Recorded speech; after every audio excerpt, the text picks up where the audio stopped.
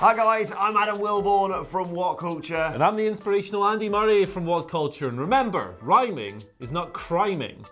Coming up, when I get hungry, sometimes my mouth drools, and I've got a couple of matches to tell you about for Extreme Rules. And when I get hungry, I don't want ravioli from a can, but here's the latest on Sasha Banks in Japan. I've got a fetish, it's feet. And I've got an update for you on All Elite. This is the news. Oh my goodness, that was quite the opener. Yeah. Let's get into it. Let's get into last night's SmackDown because a pipe bomb has been dropped. Kind of. I guess using pipe bomb as the term for what Kevin Owens pulled off is maybe a little bit extreme, but it certainly harked back to the days of CM Punk's infamous work shoot promo when he efforted the whole of WWE, kickstarting the Summer of Punk. Now it apparently seems that we're getting the Summer of Kev? Yeah. Something like that. The Anyway, Autumn of Owens would be better. Autumn of Owens, that's... But they're too early, they've shot their load. Anyway, carry on. Basically, SmackDown kicked off with a brawl. It was in the parking lot. It was very Eric Bischoff, actually. It was Kevin Owens and Dolph Ziggler getting into it after last week's screw-up. Miscommunication. This ended with Shane coming out and basically telling Owens to leave, to go home, jump in your car and get the hell out of here. Well, Owens, he's a bit of a scamp. He wasn't going to stand for that. So he sort of barged his way out to ringside, very forceful, against the boss's order, got a microphone, and he shot hard. Shoot season is open. I'm just going to read you part of the transcription here from PW Torch because it's probably the best way to get this whole thing over. Basically, Kevin Owens said that he is tired of being a company guy. He's done with it. He said that he heard the McMahon say they were going to listen to the fans and give them what they want, like Batista, I guess. But since then, Shane has gotten even more TV time and nobody wants that. He then said it makes him sick every time he hears McMahon say he is the best in the world, and he's certainly not the only one there. He kind of continues, he goes into it, he gets onto the stage. Shane comes out, gets on the stage, calls for Kevin Owens' mic to be cut off. It is cut off, but KO gets another one because he's a rascal. It's like, you cut this mic, I'm just going to pick another one up. I'm not stupid. Shane McMahon, that's not an actual quote, by the way. He says it's a slap in the face to everyone whenever Shane calls himself the best in the world. And he said, Shane McMahon can kiss my arse. Bit rude there. He got cut out again, so he grabbed the announcer's headset and he yelled into that. He named a bunch of wrestlers who aren't getting on TV as a result of Shane's extended push. Buddy Murphy, Apollo Crews, Ali, some other ones in there as well. And then eventually he bid farewell, he escaped through the crowd safely, and that was that. Made one hell of an impact to start off the show. I absolutely love this. Obviously, the end of the show saw him come out and stun Shane McMahon during the main event. I know, obviously, this is not as pipe bomby and as work shooty as in the past, but he is saying what we're all thinking, and hopefully this is yet another sign, as we've seen over the last few weeks, and as we reported yesterday, that WWE have recognised that there are issues with the product and are making changes. And it's almost better because not only are they making changes, they are making the wrestlers the catalyst for that change, as opposed to just being like, oh no, we get it, okay, we'll change everything. Yeah, like this, to me, kind of reminded me of the segment last year with the McMahons and Seth Rollins when they effectively blamed Baron Corbin for everything and said, yeah, we know things suck, but we're removing this Constable Goober from his position. I love that Constable Goober. It didn't feel quite as strong as the pipe bomb, and in today's modern era, it's even easier to be cynical about any changes, about any paradigm shifts, but it was really great. Kevin Owens makes all the sense in the world as this kind of fiery figurehead because he's so goddamn charismatic. In the past few months, we've seen him booked like an absolute dweeb, losing left, right, and centre. Him and Sami Zayn whipping boys. Where is Sami Zayn, by the way? He seems to have vanished. Either way, good stuff. Really enjoyed it. Really fresh, exciting way to kick off SmackDown, which often feels like a really stale show, as solid as it can be. I'm all for it. Yeah, and Kevin Owens is the perfect guy for it, the perfect anti-authority figure.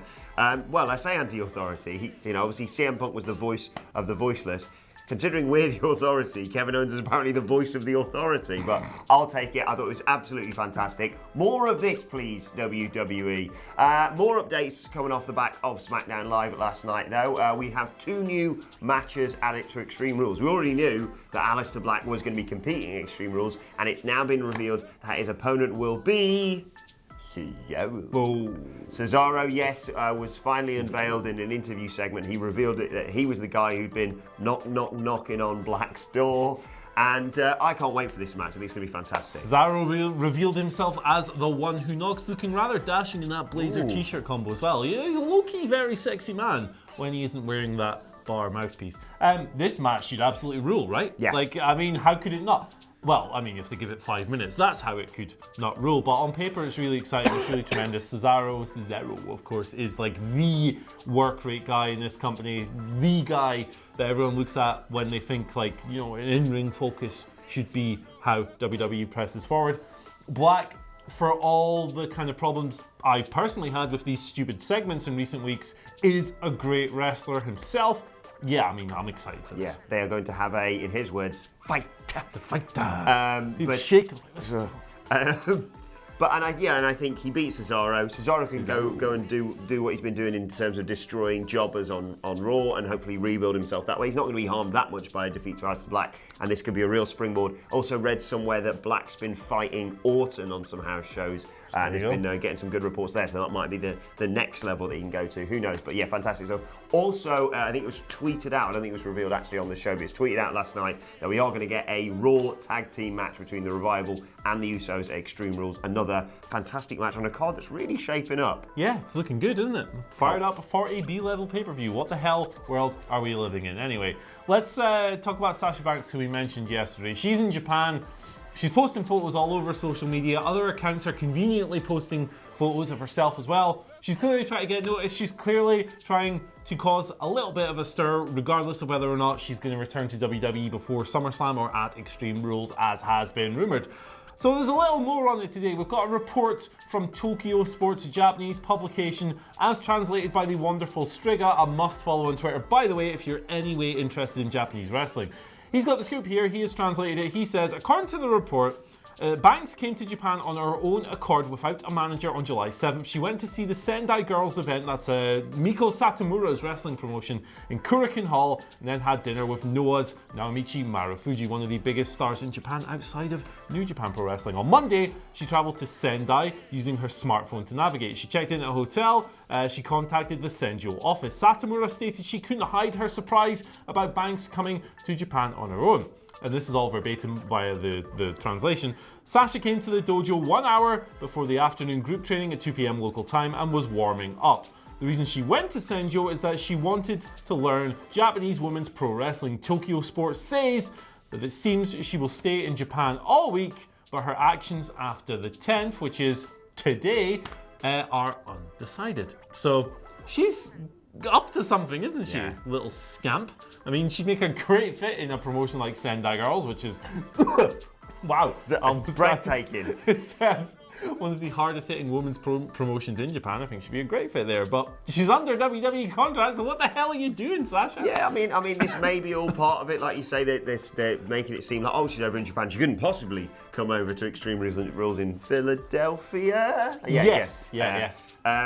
But I think whether it be a new aspect to her character, that they say she's gone off and learned some new stuff and brought it back to WWE, or like you say, whether she's just preparing to eventually leave the company and go and work in a fantastic other promotion like that, whatever it is exciting to hear as a wrestling fan, and I really hope she makes an appearance on Sunday. Me too. Final news story of today centres around All Elite Wrestling and an update on their planned TV from Jim Ross, who of course is the All Elite Wrestling Senior Advisor. He appeared recently on the Steve Austin show and revealed stuff. Well, he didn't really reveal that much stuff. He just sort of updated us on stuff that I think we already were probably a bit aware of. He said the TV, which of course is going to debut on TNT, will begin airing in early October, and he believes it is going to be on Wednesday night, saying that Tuesday and Thursday, of course, big basketball nights on TNT, and they don't have to dance around the basketball schedule. Of course, he was also promoting the Fight for the Fallen event, which is taking place on Saturday, a day before Extreme Rules. It's heating up, this. Yeah, it's getting exciting. Wednesday makes all the sense in the world, not only for the basketball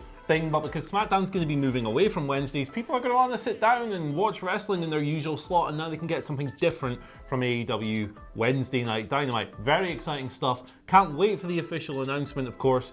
Maybe that'll come at Fight for the Fallen? Who knows? Yeah, and we've got that amazing Jericho promo apparently coming on Fight for the Fallen, which I'm looking forward to. He's pissed. Right, let's move on to your Twitter questions at WhatCultureWWE, of course, if you want to send them to us. We start with George. Tough one, this. If you were in charge of WWE, and would like to make 3 rule changes, don't have to worry about the wildcard rule or that bollocks about getting into ad breaks, what would you do? Great question. I've got 1 kayfabe rule and 2 kind of behind the scenes rules. The kayfabe rule, count out should go to 20. I think it allows for a lot more scope. It creates a lot more drama. They have it in New Japan. I think they have it in AEW. Someone can correct me on that if that's wrong. I think it's just better than 10. Behind the scenes, let people talk like human beings. No more superstars and championship opportunities, and no more having 700 million nicknames for every wrestler. Get rid of that. They're robots. It's awful. I need it changed. The other one, you only get 1 show opening, revolving door, in-ring, boring, 30-minute talking segment a month. 1. Not every show, 1 a month. Yeah, I like that. I think the way that they've started it recently with just matches starting it just harks back to the good old days, and I think it's just far more intriguing for wrestling fans. I want to see more blood. And by that, I don't mean I want to see everyone blading or being cut open all the time. Dustin Rhodes. No. God, no. Sporadically, fine, and also when it happens accidentally, just show it's fine. We know what we're getting into. Yeah, they even black and white the photos on the website when come on. Kids fall over and graze their knee. They know what it looks like. I'm not saying show them when Eddie Guerrero's pissing blood out of his forehead. But when it happens accidentally, just go for it. Right, second question today comes from Big Fish, who says, who had the better celebration, Cedric Alexander after losing to 1 Claymore kick, or Lex Luger after beating Yokozuna by DQ? Oh man, well, Big Fish, if that is indeed your real name. The Lex moment is just classic hilarity, really, isn't it? I've kind of got to go with that, although, Cedric and Roman being like, hey, we sure fooled them after getting their asses kicked in, 2 minutes was equally kind of Cedric's stupid. was weird, yeah. Yeah, but I've got to go with Lex. I'm a Lex Luger apologist, but that moment was just I almost swore there. It was ridiculous. James McHugh gives us our final question today. He says, congratulations on the wedding. Oh, thanks, James. He says, would you like to see WWE get rid of the Universal title and bring back the World Heavyweight Championship on Raw? Nah, I think that the Universal title's only been around for a few years. It's still creating its legacy. Hasn't really been around long enough to leave any lasting mark on company history. I would like to see it kind of, even though the champions haven't been booked all that well, Seth's been good. I personally really enjoy the Brock Lesnar runs, but most people don't, and that's fine. Balor obviously lost it the night after he won it after getting injured versus Rollins, so it needs a chance. I think they need to build that up. I would like to see them do that. As much as I love the big gold belt, I'll stick with the fruit roll-up for now. I've just realised I lost one of the questions from earlier, and I can't remember who sent it, but thank you for it. Someone else asked, who else would you like to see air their grievances in a pipe bomb? Oh man, it's tough. I'm generally not all that into these unless they're executed by a master like Kevin Owens or CM Punk. Ooh, they've tried it with guys like Cesaro and so forth in the past. Sammy was good, wasn't he? When he sort of did it a little bit. Yeah, the critics stuff was really good, and then they just abandoned it. Who's really undermined and really deserves better? There's kind of your answer, isn't it? Yeah. There's one that they're not going to do it, and it wouldn't really work for him. But for someone, if he had the talking power of a CM Punk, someone like Shelton Benjamin, I'd love to hear just say what he's actually thinking. None of this bollocks where he's like. My subjective taste and bias are going to show here, but Buddy Murphy would be good. The guy hasn't wrestled a televised match since April, for God's sake. He'd come out, he'd have some really good stuff. I busted my ass on this brand you guys don't care about for nothing. And now I'm here, I'm not even making TV, I'm doing stuff during the ad breaks. Feud with Ali was abandoned after 1 commercial segment. There's plenty there for him to work with. Would he get over? I don't know, but I'd like to see him try. They're never going to do it, and he's probably never going to do it. Imagine if Finn Balor just went all Prince Devitt and was just like, right, we're having words here because I'm tired of smiling. Yeah, but hammed up the accent, went all in. I'd be all for that. That's what we love to see. Right, let's move on to today's and finally. This might not be breaking news for everyone, but it is for me. I was trawling Squared Circle this morning and discovered an old news story. Do you know which wrestler in the 90s, I think late 90s, early noughties, was linked with dating Jennifer Aniston? Oh, it's going to be someone ridiculous, isn't it? Yeah. Gangrel. It's not Gangrel. It was, in fact, you'd think maybe The Rock might make a lot of sense. You know, Jennifer Aniston, huge, of course, on Friends at the time. The Rock, obviously one of the biggest stars in the world. It was, in fact, Rey Mysterio. Rey Mysterio was linked with dating Jennifer Aniston. And as you can see in this image here, there's him coming off the top rope.